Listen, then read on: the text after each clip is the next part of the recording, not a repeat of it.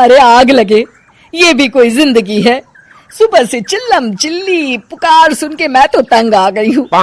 अरे वो भी क्या दिन थे जब मैं गांव में रहा करती थी। पहले बड़ी सुखी थी मैं।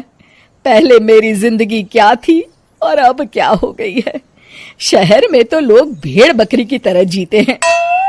जीने का असली मजा तो गांव में है।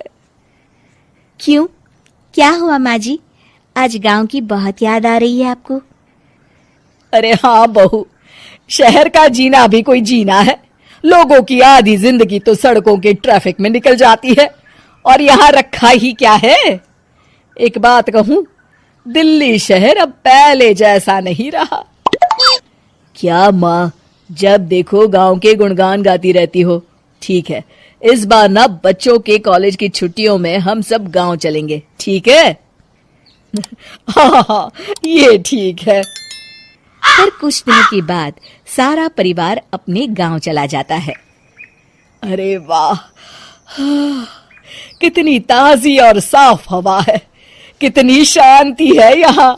चल बहू, अब बढ़िया सा खाना बना दे, मजे से आंगन में बैठ के खाएंगे। सुशीला गांव का माहौल देख बड़ी खुश होती है। 2 दिन के बाद गांव की कुछ औरतें सुशीला के घर आती हैं। बड़े दिनों के बाद गांव आई है सुशीला। हमें तो लगा कि तू शहर जाके गांव को भूल गई। और बतिया, तेरी बहू कैसी है? जरा मिलवा तो उससे। अरे मेरी बहू तो लाखों में एक है। बड़ी किस्मत वाली हूँ मैं जो मुझे जानकी जैसी बहू मिली है। हमेशा मेरी सेवा में लगी रहती है और आज तक कभी पलट कर जवाब नहीं दिया उसने। सुशीला की बातें सुनकर सभी औरतें हंसने लगती है।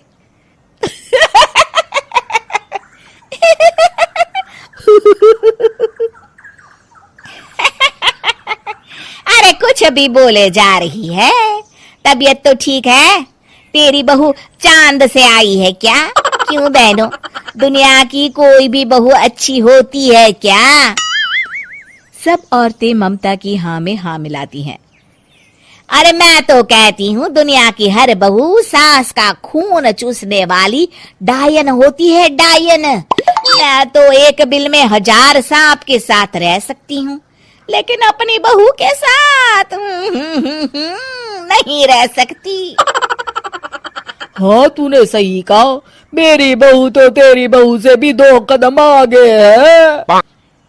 सब औरतों की बातें सुनकर ममता मन ही मन बड़बड़ाती है। अरे ये गांव सुधर गया, लेकिन औरतें नहीं सुधरी। अगर थोड़ी देर और इनकी बेवकूफी भरी बातें सुनूंगी तो मैं सच में पागल हो जाऊंगी। फिर सुशीला उन औरतों को घर से दफा कर देती है और राहत की सांस लेती है। अरे बहू, जरा बाम लाके मेरे सर पर तो लगा दे। उन औरतों की फालतू बातें सुनकर मेरा सर चकरा गया है। इस गांव की औरतों का तो भगवान ही मालिक है। फिर अगले दिन सुशीला की सास उससे कहती है, अरे बहू, तू यहाँ क्या आराम फरमाने आई है? आखिर ये तेरा ससुराल है। चल चल, घर के कामों में हाथ बटा। शहर में कुछ काम धाम तो करती नहीं है। जरा अपने आप को तो देख, कितनी मोटी हो गई है। सारा दिन घर का काम करने के बाद शाम को सुशीला, हाय मेरी कमर, हाय मेरे पैरों ने तो जवाब दे दिया। आज तो मुझसे मक्खी भी न मारी जाएगी। अरे बहू, जरा आकर मेरे हाथ पैर तो दबा दे। जी माँ जी, अभी आती हूँ। तभी सुशीला की सास जानकी को रोकते हुए कहती है, अरे रुक जा बहू, एक दिन काम करके इसको इसकी नानी याद आ गई। हम लोग तो रोज इतना काम करते हैं, कोई जरूरत नहीं इसके हाथ पैर दबाने की। सुबह तक सब ठीक हो जाएगा। सुशीला अपनी सास की बातें सुनकर हैरान रह जाती है। इस तरह धीरे धीरे गांव आने के बाद सुशीला की परेशानी शुरू हो जाती है। फिर एक दिन, अरे आज तो मैं कपिल शर्मा देखूंगी क्योंकि आज संडे है। सुशीला जैसे ही टीवी ऑन करती है तभी बिजली कट जाती है।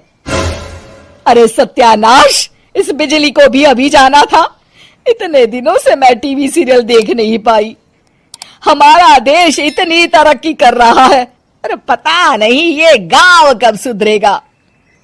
अरे अब तो 2 दिनों के लिए बिजली को भूल जा, ये तो यहाँ रोज की बात है।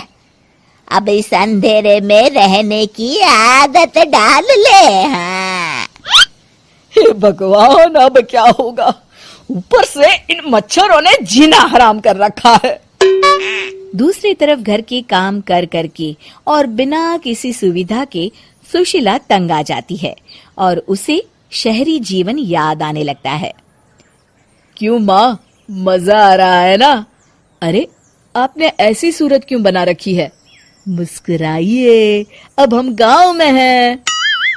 मोहन के साथ जानकी भी अपनी सास की खिंचाई करती है।